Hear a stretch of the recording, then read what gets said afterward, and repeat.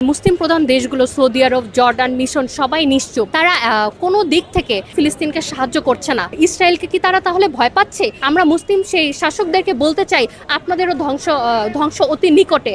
আপনারা চুপ থেকে ভাববেন না যে আপনারা পার পেয়ে যাবেন। আপনারা কি জবাব দিবেন আপনারা যখন মারা যাবেন? গাজার আজকে যে হত্যাযজ্ঞ চালাচ্ছে, গণহত্যা চালাচ্ছে ইসরায়েল, সেটা কিন্তু আজকে একদিন দুদিনের না, অনেক দিনের। তো এতদিনেও মুসলিম প্রধান যে দেশগুলো, অথবা বলতে পারেন মুসলিম শাসক, তথাকথিত মুসলিম শাসক সৌদি আরব, মিশর, জর্ডানের মতো দেশ নিশ্চুপ।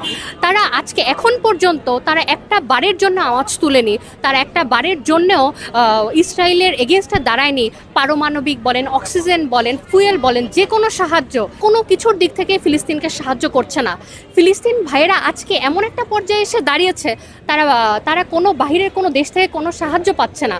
অথচ মুসলিম দেশ হিসেবে অথবা মুসলিম শাসক হিসেবে তারা গণতন্ত্রের কথা বলে, তারা মুসলিমদের গণতন্ত্রের কথা বলে। সেই গণতন্ত্রের কথা বলে যে আমাদের কারো সার্বভৌমত্বের অথবা মুসলিমদের উপর কি কি অধিকার রয়েছে।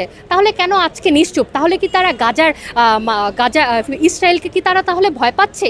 কি স্বার্থ আছে তাদের আসলে আমাদের জানা নেই। আমরা অনেক মাধ্যমে ফেসবুক, সোশ্যাল মিডিয়ার যুগে হয়তো তাদের কল্যাণে জানতে পেরেছি সৌদি আরবের প্রধান, মিশরের প্রধান, জর্ডানের প্রধান, তারা উল্টো ইসরায়েলকে সাহায্য করছে। তারা ঠিক কী কারণে সাহায্য করছে, ঠিক কী মোটিভে সাহায্য করছে আমাদের জানা নেই।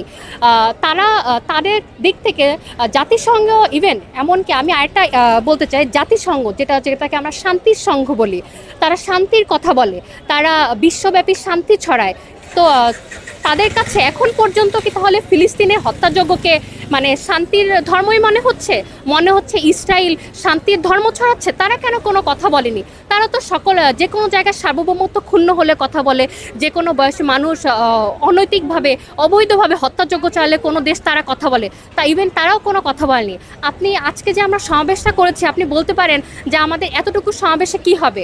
আসলে এতটুকু সমাবেশে আমরা একটা মেসেজ পাঠাতে চাই, সেটা হোক বা মুসলিম শাসকদের কাছে হোক, তথাকথিত মুসলিম শাসকদের কাছে হোক, যে আমাদের মুসলিম ভাইয়েরা একা নয়, ফিলিস্তিনিরা একা নয়। তারা আজকে ধীরে ধীরে তাদেরকে শেষ করে দিচ্ছেন। আল আকসার আজকে যে অবস্থা আপনারা করেছেন, আপনাদের ধ্বংস হবেই। আমরা হয়তো সরাসরিভাবে যুদ্ধ করতে পারছি না, আমরা হয়তো সরাসরিভাবে আপনাদের সেখানে যুদ্ধের ময়দানে উপস্থিত থাকতে পারছি না, কিন্তু আমরা এখানে ইসরায়েলি পণ্য বয়কটের মাধ্যমে, ইভেন আমরা ত্রাণের ব্যবস্থার মাধ্যমে আপনাদেরকে সাহায্য করছি। আমরা আমাদের দিক থেকে যতটুকু সম্ভব ভয়েস রেজ করছি। আমরা মুসলিম সেই শাসকদেরকে বলতে চাই, আপনাদেরও ধ্বংস অতি নিকটে।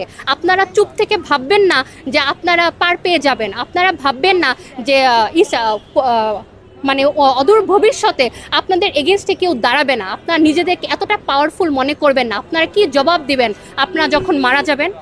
আমি প্রশ্নটুকু ওনাদের কাছে করতে চাই। প্রথম সারির মুসলিম প্রধান দেশ বা অন্যান্য দেশ বলতে গেলে যথেষ্ট ডেভেলপ কান্ট্রি, তারা সৌদি আরব, জর্ডান, এগুলো সব। অথচ ইসরায়েলের সেই ক্ষমতাটুকু অথবা সেই পাওয়ারটুকু নেই যে তারা একটা দেশকে হত্যাযজ্ঞ চালাবে, গণহত্যা চালাবে, কিন্তু তাদেরকে কেউ কিছু করতে পারবে না।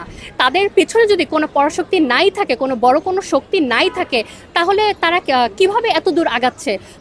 আমি মনে করি তাদেরকে সরাসরিভাবে আমেরিকা তারা সাহায্য করে। তাদের হয়তো মোটিভ আছে।